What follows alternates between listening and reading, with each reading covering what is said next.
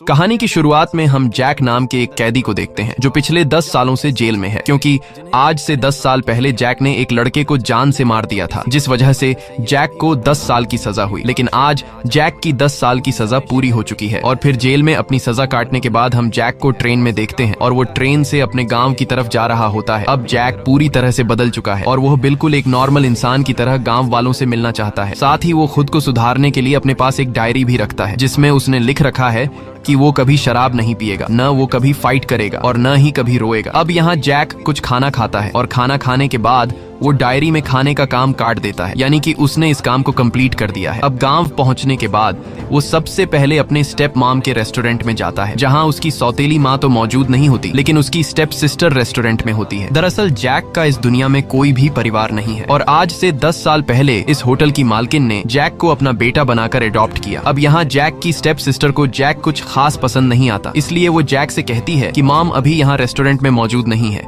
इसलिए अब तुम यहाँ से चले जाओ और शाम को मॉम से मिलने आ जाना। अब जैक को अपनी स्टेप मॉम के रेस्टोरेंट में जगह न मिलने पर वो पब्लिक बाथ टब में नहाने के लिए जाता है, जहाँ पिछले 10 सालों से जेल में रहने की वजह से जैक एडवांस टेक्नोलॉजी के लॉक को खोल नहीं पाता। तब यहाँ का इंचार्ज जैक पर गुस्सा हो जाता है और इंचार्ज जैक की शराफत का फायदा उठाते हुए उसे उल्टा सीधा बोलने लगता है। लेकिन जैसे ही जैक नहाने के लिए अपने कपड़े उतारता है तो वो इंचार्ज जैक के बॉडी पर टैटूज को देखते हुए उसकी आंखें खुली की खुली रह जाती हैं और उसकी सारी हेकड़ी निकल जाती है, क्योंकि ये टैटू एक गैंगस्टर की निशानी है। वहीं अगले सीन में हम देखते हैं कि सड़क के बीचों बीच कुछ लोग एक लड़के को बुरी तरह से मार रहे हैं और वहीं पास में पुलिस भी खड़ी होती है और पुलिस उस लड़के की मदद करने के बजाय दूर से यह सब तमाशा देख रही होती है, क्योंकि वो गुंडे शहर के सबसे बड़े गैंगस्टर कजामा के लिए काम करते थे, इसलिए पुलिस कजामा के डर से उन गुंडों को कुछ नहीं कहती। वहीं हम चुलबुल नाम के गैंगस्टर को देखते हैं जो कुछ शरीफ लड़कों को लाइन से खड़ा करके परेशान कर रहा होता है, पर तभी वहां पर जैक आता है और जैक के सिंपल लुक को देखते हुए ऐसा लग रहा था कि इससे तो कोई बच्चा भी नहीं डर पाएगा। लेकिन जैक को देखकर चुलबुल बिल्कुल शांत खड़ा हो जाता है, क्योंकि चुलबुल जैक को पहचान लेता है और उसे पता है कि जैक कितना खतरनाक आदमी है। और यहाँ चुलबुल नाम के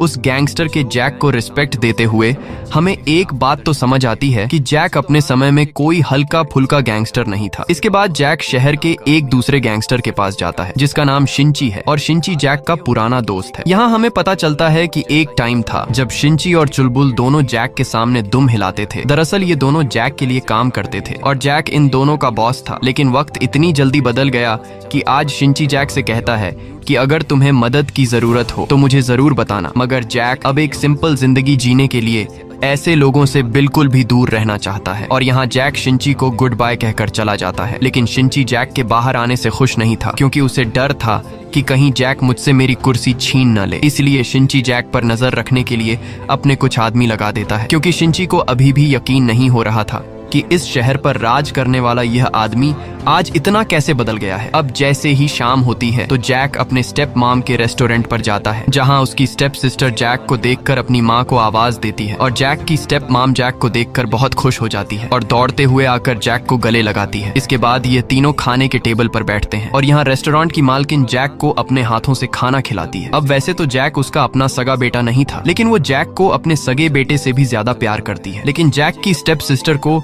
जैक कुछ खास पसंद नहीं आता, इसलिए खाना खाने के बाद जैक की सिस्टर जैक से कहती है कि भले ही मेरी माँ तुम्हें अपना बेटा मानती हो, लेकिन ये बात याद रखना कि मैं उनकी बायोलॉजिकल बेटी हूँ, इसलिए अगर तुम्हें इस घर में रहना है तो तुम्हें मेरी बात माननी होगी। और फिर वो जैक को अपने रूल समझाने लगती है कि मैं बर्तन साफ करूंगी और तुम झाड़ू लगाओगे, मैं पढ़ाई करूंगी तो तुम पोछा मारोगे। अब यहाँ जैक को उसकी शर्तें पसंद तो नहीं आई, लेकिन फिर वो एक डरपोक लड़के की तरह सिर हिलाकर उसकी बात मान गया। अब जैक जब रात को सोने जाता है तो वो मन ही मन फिर से अपने साथ वादा करता है कि वो कभी शराब नहीं पिएगा, कभी लड़ाई नहीं करेगा और न ही कभी रोएगा। वहीं अगले सीन में हम शहर के बीचों बीच कजामा नाम के पॉलिटिशियन को देखते हैं जो इस शहर का मेयर बन चुका है और यहाँ वो लोगों से वादा करता है कि मैं शहर के हर एक काम को ईमानदारी से करूंगा और लोग भी कजामा पर भरोसा करके उसके लिए नारेबाजी करने लगते हैं। लेकिन पॉलिटिशियन जैसे ही गाड़ी में बैठता है तो वो अपने हाथ को टिश्यू से साफ करने लगता है, क्योंकि ये हाथ उसने लोगों के साथ मिलाया था। और यहाँ हमें पता चलता है कि यह पॉलिटिशियन बहुत ही घटिया इंसान है जो लोगों के बीच खुद को एक ईमानदार आदमी बनकर दिखाता है, लेकिन असल में उसे गरीब लोगों से नफरत है और बस सिर्फ अपने फायदे के लिए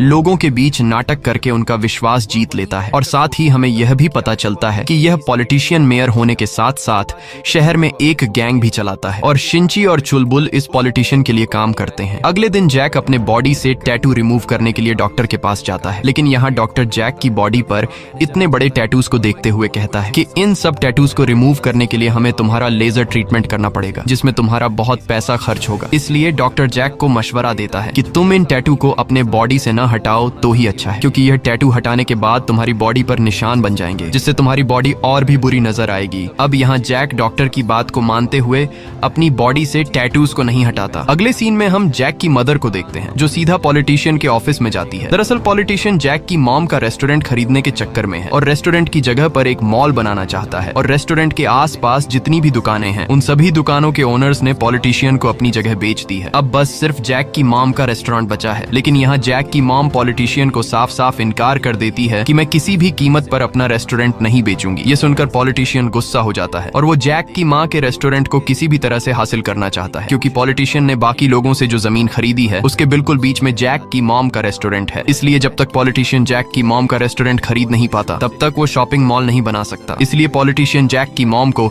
उसकी जमीन का डबल कीमत देने का ऑफर करता है, लेकिन जैक की मॉम इनकार करके वहाँ से चली जाती है। वहीं रात को जैक छत पर सिगरेट फूंक रहा होता है, तभी उसकी बहन वहाँ आती है और जैक अपनी बहन को देखते ही सिगरेट छिपा लेता है, लेकिन उसकी बहन को पहले से पता था कि जैक सिगरेट पी रहा है, इसलिए वो जैक से कहती है कि जो काम तुम कर रहे थे उसे जारी रखो। अब यहाँ जैक फिर से सिगरेट पीने लगता है। तब उसकी बहन उससे कहती है कि मुझे सिगरेट की स्मेल पसंद नहीं है। ये सुनकर जैक सिगरेट फेंक देता है और शराब की तरह सिगरेट को भी अपनी डायरी में काट कर हमेशा के लिए छोड़ देता है। अगले दिन जैक एक कार गैराज में काम पर लग जाता है और वो पूरी मेहनत और ईमानदारी के साथ पैसे कमाने का फैसला करता है। और तभी वहाँ पर 2 पुलिस भी आ जाते हैं और यहाँ एक पुलिस जैक को कार गैराज में काम करते हुए देखकर हैरान रह जाता है और अपने साथी से कहता है कि मुझे तो यकीन नहीं आ रहा कि जैक इतना ज्यादा बदल गया है। अब यहाँ वो पुलिस वाला अपने साथी को जैक की पुरानी जिंदगी के बारे में बताते हुए कहता है कि यह वही जैक है जिससे कभी शिंची और चुलबुल दोनों डरा करते थे और हर वक्त जैक के पीछे कुत्ते की तरह दुम हिलाकर भागा करते थे और जैक को अपना बॉस मानते थे, क्योंकि जैक बहुत ही खतरनाक फाइटर था। पूरा शहर जैक से डरता था और जैक पूरे शहर में फेमस हो गया था। अब यहाँ वो पुलिस जैक के बारे में और बताते हुए कहता है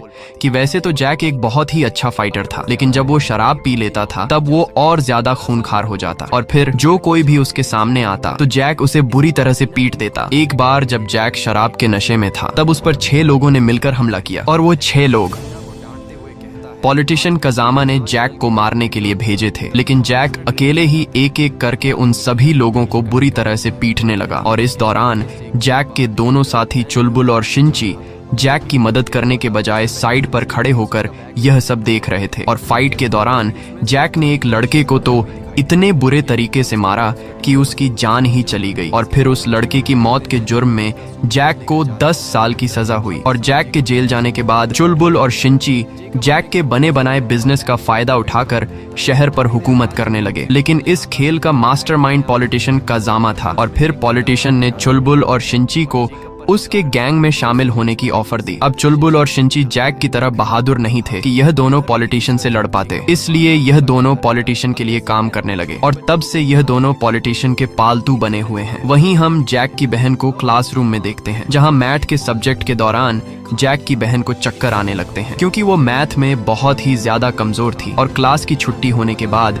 जैक की बहन अपनी टीचर से कहती है कि क्या मैथ पढ़ना जरूरी है। ये सुनकर टीचर मुस्कुराती है। वहीं जैक स्कूल से अपनी बहन को लेने के लिए आया होता है और तभी टीचर की नजर जैक पर पड़ती है, जिसे देखकर वो पूरी तरह से शॉक हो जाती है। दरअसल जैक के जेल में जाने से पहले जैक और टीचर एक दूसरे के साथ रिलेशनशिप में थे और यह दोनों ही एक दूसरे से बहुत प्यार करते थे। और अब 10 साल बाद जैक को देखते ही टीचर पहचान लेती है, जिसके बाद यह दोनों एक पार्क में आकर बैठते हैं और यहाँ यह दोनों अपने पुराने दिनों को याद करते हैं। जैक यह देखकर बहुत खुश था कि उसकी गर्लफ्रेंड एक टीचर बन गई है। यहाँ हमें यह भी पता चलता है कि टीचर जैक से जेल में भी मिलने आई थी, लेकिन जैक ने टीचर से जेल में मिलने से इनकार कर दिया था, क्योंकि जैक नहीं चाहता था कि टीचर पूरी जिंदगी उसका इंतजार करती रहे, बल्कि वो चाहता था कि टीचर उसे भूलकर एक अच्छी जिंदगी की शुरुआत करे। अगले दिन जैक जब अपनी बहन को स्कूल से वापस घर लेकर आ रहा होता है, तब यह दोनों एक मोबाइल की दुकान पर रुकते हैं और यहाँ जैक की बहन को एक मोबाइल पसंद आ जाता है, लेकिन पैसे ना होने की वजह से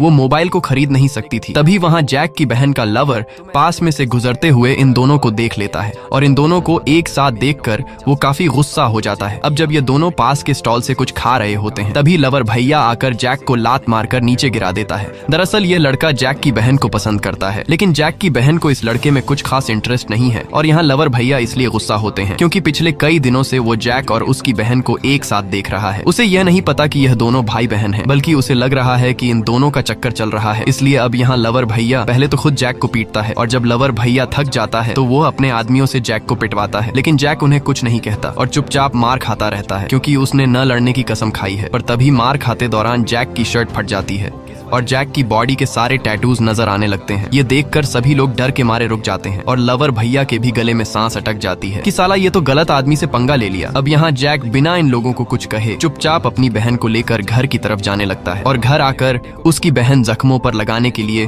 उसे मरहम पट्टी देती है। और यहाँ हम देखते हैं कि आज जो कुछ हुआ उससे जैक की बहन को अपने भाई के लिए बहुत बुरा लगा और जिस तरह पहले उसकी जैक से नहीं बनती थी अब वो जैक को अपना भाई मानने लगी है और जैक के साथ रहना उसे काफी अच्छा लगने लगा है। वहीं दूसरी तरफ हम पॉलिटिशियन को देखते हैं जिसने चुलबुल और शिंची को बुलाया होता है और यहाँ पॉलिटिशियन जैक की माँ का रेस्टोरेंट न बेचने की वजह से परेशान होता है। इसलिए वह चुलबुल और शिंची से कहता है कि अगर तुम दोनों में से किसी ने मेरे लिए उस रेस्टोरेंट वाली जगह खाली करके दी तो उस आदमी को मैं इस गैंग का अगला लीडर बना दूंगा। अब यहाँ चुलबुल उस काम के लिए हाँ कर देता है और फिर अगले ही दिन चुलबुल अपने कुछ आदमियों के साथ जैक की मॉम के रेस्टोरेंट में घुस जाता है और तोड़ फोड़ मचाने लगता है और यहाँ जैक टेबल पर बैठकर खाना खा रहा होता है, लेकिन जैसे ही चुलबुल की नजर जैक पर पड़ती है तो वो कपकपाती हुई आवाज में अपने बंदों को रुक जाने को बोलता है क्योंकि उसे नहीं पता होता कि यह रेस्टोरेंट जैक की मॉम का है। और यहाँ जैक चुलबुल को गर्दन से पकड़कर उससे कहता है कि यह रेस्टोरेंट मेरी माँ का है, इसलिए अब सीधा चुपचाप यहाँ से चले जाओ और मैं फिर से तुम्हें दोबारा यहाँ न देखूं। अब डर के मारे चुलबुल चुपचाप अपने आदमियों के साथ जैक की मॉम के रेस्टोरेंट से बाहर निकल आता है। अगले दिन पॉलिटिशियन जब जैक की मॉम के रेस्टोरेंट के सामने से गाड़ी में गुजर रहा होता है तो वो देखता है कि यह रेस्टोरेंट अभी तक खाली नहीं हुआ और यह देखकर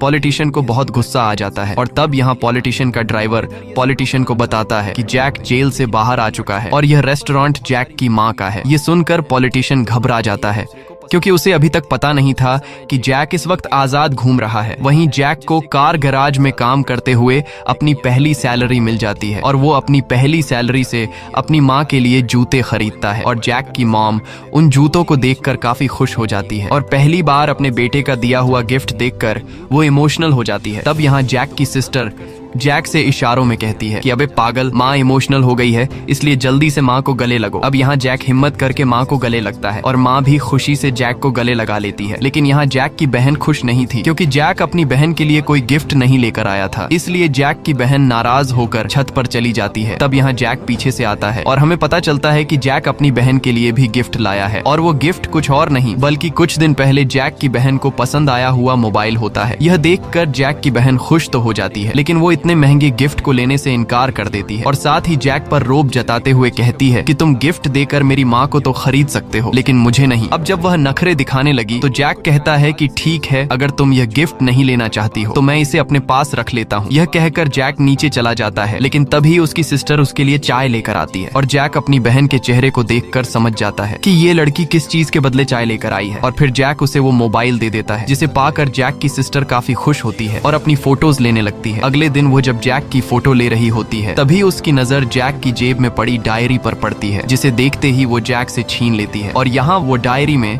जैक के रूल्स को पढ़ते हुए उसे पता चलता है कि जैक ने डायरी में फैमिली के साथ पिकनिक पर जाना भी लिखा है। ये देखकर जैक की सिस्टर जैक को मना लेती है कि हम ये पिकनिक वाला काम सबसे पहले करेंगे और फिर अगले ही दिन जैक अपनी माँ और बहन के साथ पिकनिक पर चला जाता है, जहाँ ये लोग काफी एंजॉय करते हैं और ढेर सारी फोटोज खींचते हैं और ये दिन इन तीनों के लिए एक यादगार दिन बन जाता है। अब रात को पॉलिटिशियन का ड्राइवर जैक से मिलने आता है और ये बंदा जैक का पुराना और एक अच्छा दोस्त होता है। अब वैसे तो ये आदमी तो पॉलिटिशियन का ड्राइवर है, लेकिन जैक का पुराना दोस्त होने की वजह से वो जैक को समझाता है कि तुम जिस पॉलिटिशियन के साथ पंगा ले रहे हो वो बहुत ही ज्यादा खतरनाक आदमी है। वो तुम्हारी माँ का रेस्टोरेंट हासिल करने के लिए तुम्हारी फैमिली को भी नुकसान पहुंचा सकता है, इसलिए तुम काफी संभल कर रहे हो। वहीं चुलबुल और शिंची साथ बैठे होते हैं और ये दोनों फैसला करते हैं कि हम दोनों मिलकर जैक की माँ का रेस्टोरेंट खाली करवाएंगे, क्योंकि पॉलिटिशियन बहुत ज्यादा गुस्सा है। इसलिए अगर जल्द ही हम दोनों ने वो रेस्टोरेंट खाली नहीं करवाया तो पॉलिटिशियन हमारी जगह किसी दूसरे बंदे से ये काम करवा कर उस दूसरे बंदे को गैंग का लीडर बना देगा और अगले दिन जब जैक काम पर जाता है। तब मौके का फायदा उठाते हुए चुलबुल एक बार फिर से जैक की मॉम के रेस्टोरेंट पर हमला कर देता है और सामान को तोड़कर बाहर फेंकने लगता है। वहीं बाहर नली पुलिस भी खड़ी होती है, लेकिन पॉलिटिशियन के डर से पुलिस कुछ भी नहीं कर पाती। यहाँ चुलबुल जैक की माँ को धमकी देता है कि अगर तुमने ये रेस्टोरेंट खाली नहीं किया तो हम तुम्हें मार देंगे। इसी दौरान जैक की सिस्टर भी वहाँ पहुँच जाती है। अब यहाँ पहले तो वह खुद गुंडों को तोड़फोड़ करने से रोकती है, लेकिन जब गुंडे नहीं रुकते तो वह दौड़ते हुए सीधा जैक के पास कार गैराज में पहुंच जाती है, जहां वह जैक को सारी बात बता देती है कि पॉलिटिशियन के लोगों ने फिर से हमारे रेस्टोरेंट पर हमला किया है। ये सुनकर जैक जल्दी से अपनी माँ के रेस्टोरेंट में पहुंचता है, लेकिन उसके पहुंचने से पहले ही वह गुंडे रेस्टोरेंट में तोड़फोड़ करके चले गए होते हैं। अब ये सब देखकर जैक सीधा पॉलिटिशियन के पास जाता है और उससे कहता है कि मैंने फाइट करना छोड़ दिया है, अब मैं एक शरीफ आदमी की तरह जिंदगी गुजार रहा हूँ, इसलिए मुझे दोबारा फाइट करने पर मजबूर न करो और हमें सुकून से रहने दो। ये कहकर जैक वहाँ से चला जाता है। अब यहाँ पॉलिटिशियन को पता चल गया होता है कि जैक 10 साल पहले एक खतरनाक गैंगस्टर हुआ करता था, जिसे मैंने मारने के लिए अपने 6 लोग भेजे थे, लेकिन जैक ने उन 6 लोगों को बुरी तरह से पीटा और एक लड़के को तो जान से मार डाला, जिस वजह से जैक को 10 साल की सजा हुई। और अब यहाँ पॉलिटिशियन समझ जाता है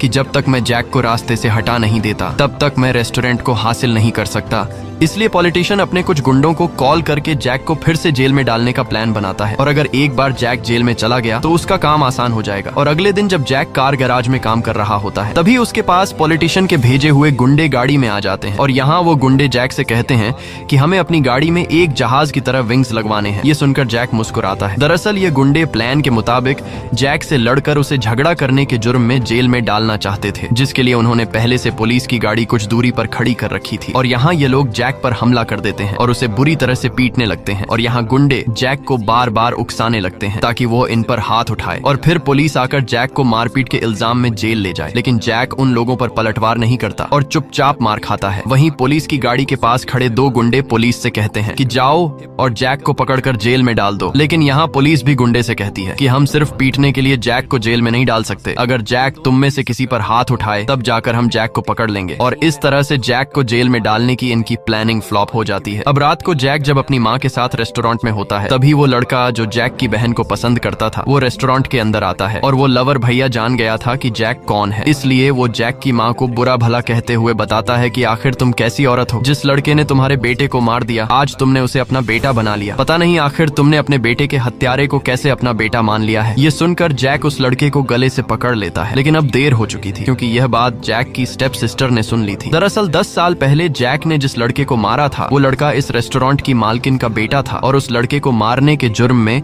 जैक को 10 साल की सजा हुई थी। अब रात को जैक की सिस्टर अपनी माँ से पूछती है कि आखिर तुमने मेरे भाई के कातिल को अपना बेटा क्यों बनाया, जिस पर उसकी माँ बताती है कि इसमें सारी गलती जैक की नहीं थी, क्योंकि तुम्हारा भाई पॉलिटिशियन के कहने पर जैक को मारने के लिए गया था, लेकिन जैक से लड़ते दौरान तुम्हारे भाई की मौत हुई, और तुम्हारे भाई को मारने के बाद जैक बहुत ज्यादा उदास था, क्योंकि वो तुम्हारे भाई को जान से मारना नहीं चाहता था, बल्कि जैक ने तो खुद के बचाव के लिए तुम्हारे भाई पर वार किया। और फिर जब मैं जैक से मिलने जेल गई तो वहाँ जैक मेरे सामने इतना रोया कि उसके रोने की आवाज कई महीनों तक मेरे कानों में गूंजती रही, क्योंकि जैक को अपने किए पर पछतावा था। और जैक ने जेल में रो रो कर मुझसे माफी मांगी कि मैं तुम्हारे बेटे को मारना नहीं चाहता था, लेकिन ये सब मेरे से अनजाने में हुआ, और फिर मैंने जैक को माफ कर दिया, क्योंकि वहाँ मैंने देखा कि जैक मेरे बेटे की तरह ना समझ है और उसने जो कुछ किया वो एक एक्सीडेंट था। और फिर मैंने जैक को अडॉप्ट करके अपना बेटा बना लिया, क्योंकि मुझे लगा कि अगर वो मेरे साथ रहेगा तो मुझे उसके रूप में अपना बेटा मिल जाएगा। वहीं रात को जैक छत पर उदास खड़ा होता है, क्योंकि उसकी सच्चाई सामने आने के बाद उसे नींद नहीं आ रही होती है। तब यहाँ उसकी सिस्टर उसके पास आती है और जैक अपनी स्टेप सिस्टर से माफी मांगते हुए कहता है कि मैं तुम लोगों को छोड़कर यहाँ से दूर चला जाऊंगा, क्योंकि मैं तुम्हारे भाई का कातिल हूँ, इसलिए तुम अपनी माँ का ख्याल रखना। ये सुनकर जैक की सिस्टर जैक पर गुस्सा करती है और जैक से कहती है कि मेरी माँ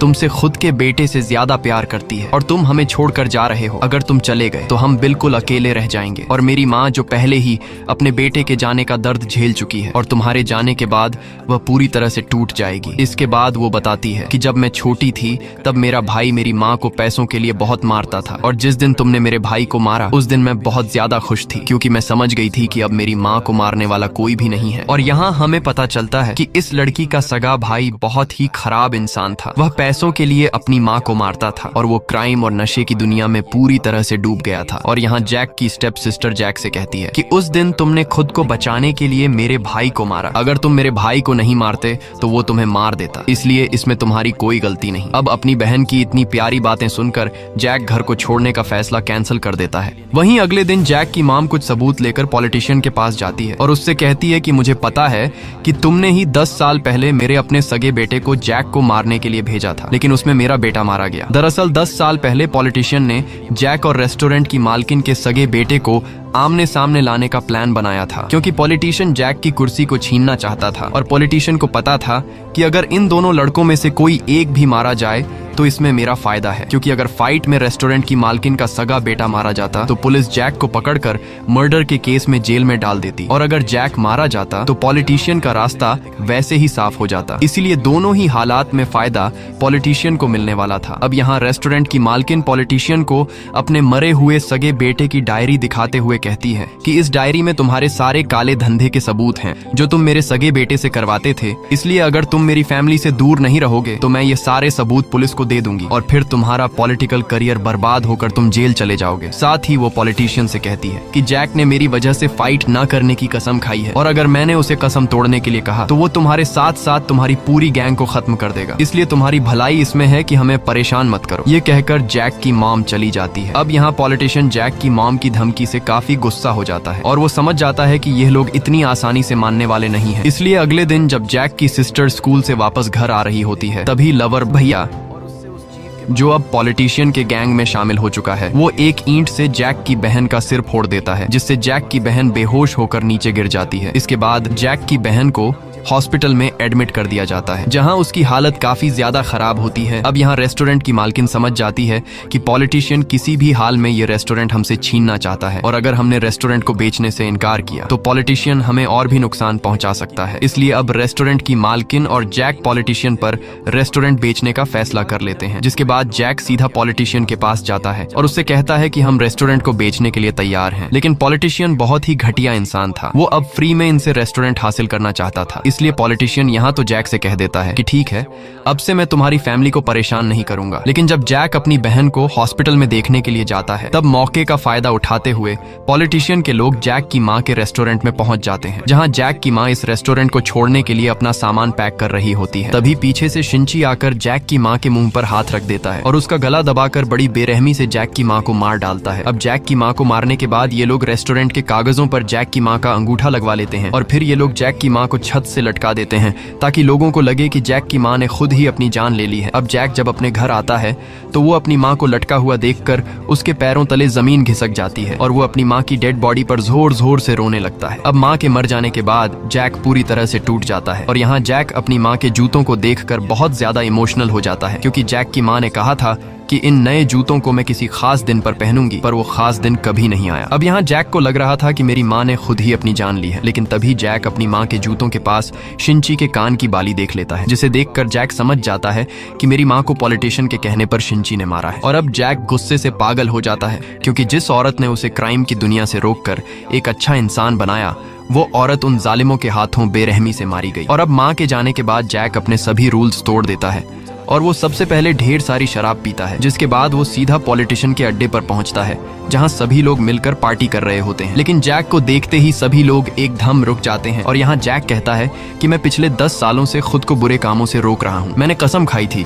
कि चाहे मेरे साथ कोई कितना ही बुरा क्यों ना करे, मैं उस पर हाथ नहीं उठाऊंगा, और ये कसम मैंने अपनी माँ की वजह से खाई थी, लेकिन तुम लोगों ने मेरी माँ को मारकर मुझे कसम तोड़ने पर मजबूर कर दिया। तब यहाँ शिंची कहता है कि तुम्हारी माँ की मौत के बारे में सुनकर काफी दुख हुआ। ये सुनकर जैक शिंची की कान की बाली उसकी तरफ फेंक कर कहता है कि मैं ध्यान रखूंगा कि तुम्हारा दुख कम न हो जाए। इसके बाद जैक पॉलिटिशियन के ड्राइवर ली को कहता है कि अगर तुम मरना नहीं चाहते तो तुम बाहर जा सकते हो। ये सुनकर ली जल्दी से बाहर जाने लगता है और बाहर जाते हुए ली जैक से उसकी जान बख्शने के लिए थैंक यू कहता है। जैक ली को बाहर इसलिए जाने देता है क्योंकि ली ने कई बार जैक की मदद की थी, और ली के बाहर जाने के बाद जैक सामने खड़े सभी लोगों से कहता है कि तुम में से किस आदमी ने मेरी बहन पर हमला किया था। तब यहाँ लवर भैया कहता है कि मैंने किया था, बताओ क्या कर लोगे तुम। और फिर लवर भैया आगे बढ़ते हुए जैक पर हमला करने लगता है, लेकिन जैक बड़ी बेरहमी से एक ही झटके में लवर भैया की हड्डियां तोड़कर उसे मार देता है। इसके बाद जैक दरवाजे के पास फैले हुए पेट्रोल में लाइटर फेंककर आग जला देता है, जिससे बाहर निकलने का इकलौता रास्ता बंद हो जाता है और अब